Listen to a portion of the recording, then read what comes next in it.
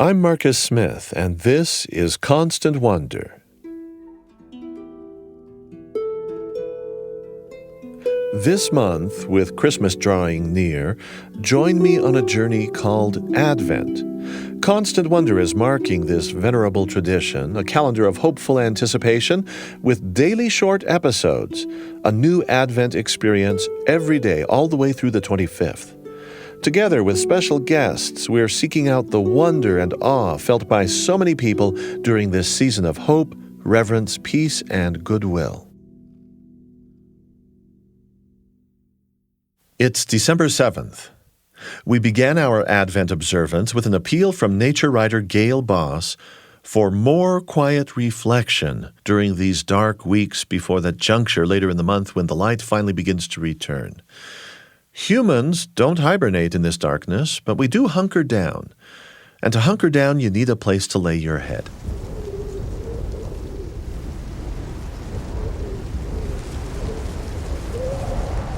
Now, if you're a non-human animal, that may be a hole or a nest.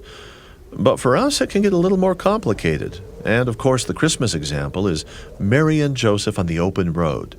She about to give birth, the two of them looking for shelter. Earlier this year on Constant Wonder, we met Naira de Gracia.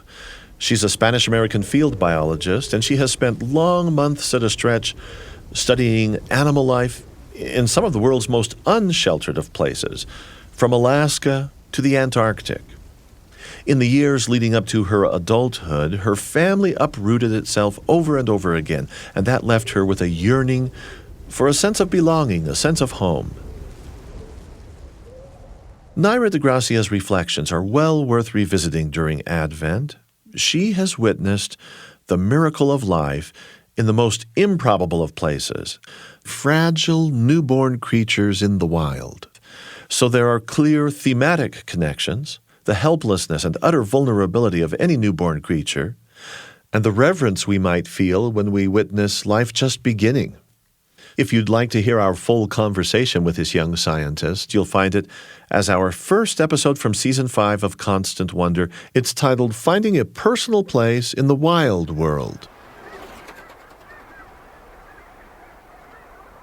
My first summer in college, and I got the chance to spend 10 days on this seabird nesting island that was a puffin breeding colony.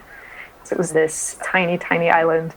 It was all very quaint, and I didn't have a smartphone at the time or anything, so it was no contact with the world, which enhanced the experience and made everything feel more vivid and even more magical.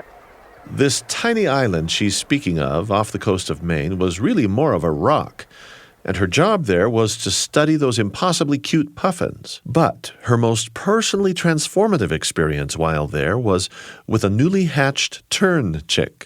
There are a bunch of these nests with little eggs, and we would go in there, and if an egg had just hatched, we would weigh the chick, this tiny, tiny chick that had just emerged from its egg. And these chicks are like smaller than the palm of your hand. They're slightly bigger than a quail egg, and they're all curled up, and they just seem so fragile, and I could feel its heartbeat. Its skin is so thin, and you can see some of its organs through its skin, and it's still slightly wet. It's just emerged from its fetal state. It was some kind of essence of life, stripped bare of everything. It was just this little soul that I was holding in my hand.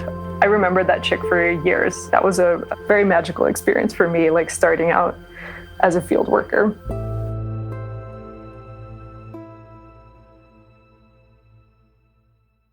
For Naira de Gracia, a few high points in her early career came as she was working in the field in Antarctica, studying colonies of penguins, skuas, and seals. Again, she was mesmerized, as anyone might be, at the miracle of the first few moments of new life. So it was the latest I'd ever been out in the colonies. I think I headed out at like 8 p.m. or something. And the light that came in was this very angled, kind of warm light that was diffused by some of the fogginess and the cloudiness in the sky. And it was right around hatch. And I remember going up to these colonies to do my rounds and hearing the first little faint peeping of what I knew, because I had heard every single sound in that colony for 2 months, at least by then, I knew that it was different. And I knew that it was a chick because it was a little high pitched and I could tell where it was coming from. And I saw this little shell right at the base of the nest.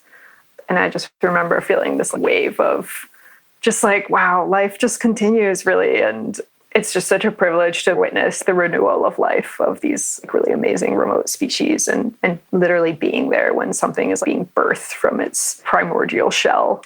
The first chick that I heard or was aware of coming out into the world, it was pretty cool. Nye was there in Antarctica, assigned primarily to the penguin team. But when time came to deal with seals, it was all hands on deck. And for the seal work, Nye and her colleague Matt were asked to puppy sit newborn seal pups while their mothers were getting tagged and weighed.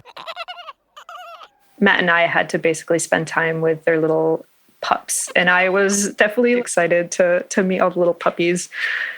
But when you're in the moment, you're not really thinking about all your expectations because it is so pure. These little squirmy puppies that had just emerged to the world maybe 7 hours before, and they don't know anything. They know the call of their mother. They have the instinct to suckle, but they don't know what the world is. They don't even know what their own flippers are. They were always slapping themselves with their flippers and flopping around. And I just remember sitting on the beach with this tiny little seal, and it was just flopping around on the beach trying to bite us, but they don't really have teeth. Well, they have really tiny teeth at the beginning. And then it just wore itself out and put its little head on my thigh and just passed out and was just sleeping there. And it was so warm. And I took a little sniff and it kind of smelled a little musky and a little salty. I always find that the sense of wonder strikes me when you're working with really young animals that don't know to fear you yet, don't know what the universe is yet. And the fact that she just fell asleep on me made me feel like I had existed in this world for her to have a pillow. Yeah, it was a really sweet moment. A loud and generally unrelenting wind would blow all day and all night. But sometimes the wind would disappear altogether. A fog would descend. The sunlight would diffuse, and Naira de Gracia would experience a strange combination, a sense of otherworldliness combined with a sense of complete belonging. And on this one evening, I decided to climb this little rocky spire that was nearby main camp, right in front of it. And I'd never been up there before. And so I'd finished all my rounds. I was about to head back. I dropped my pack. I walked up this rocky slope and I got to the top and I just sat down, and we would always watch for whales on the ocean because they're quite common. They would come down south to feed on the krill in the summer, especially humpbacks. Your baseline for sound was just this white noise of rushing wind through the hills and into your ears. It was almost always. So I remember when there was no wind, suddenly it was this silence that was so eerie and strange because of how omnipresent the sound had been in the entire rest of the time, that the silence really felt present in a way that you could cut it with a knife, like thick around you. And usually when there was no wind, there was a lot of fog that would descend because it wasn't being blown away. You'd just be walking in this entirely white world that was lit by the sun, but you couldn't really know where the sun was because it was diffused by all the fog. That was just such a strange liminal space where you could, it's images that people create when they imagine your ascension to heaven, or like after you die, some kind of liminal space between, life and death where there's nothing's defined and you're just walking through just light. The fog was quite low at the time, and it had just enclosed my field of vision to like 200 meters out into the ocean and to the hills. And it felt very close, and like we were all just huddling under this mantle of the cloud. And there was an iceberg out in the water. There were some chin straps on it, a couple of adeles on it. And I had already felt such a familiarity with their forms and their movements that I saw them and I recognized the species and everything, and I knew what they were up to on the iceberg, and there was a whale nearby and there were some gulls circling overhead. And I just remember feeling enclosed or embraced by the universe vis-a-vis this cloud and the ocean and this rock that I was sitting on, and that feeling of intimacy and with place that I feel I've been chasing forever.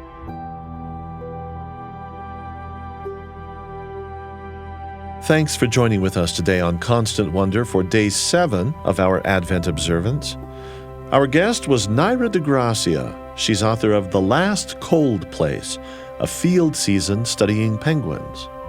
Eric Schultzke was producer for this episode with help from Audrey Hughes and Lydia McElroy, sound designed by James Call.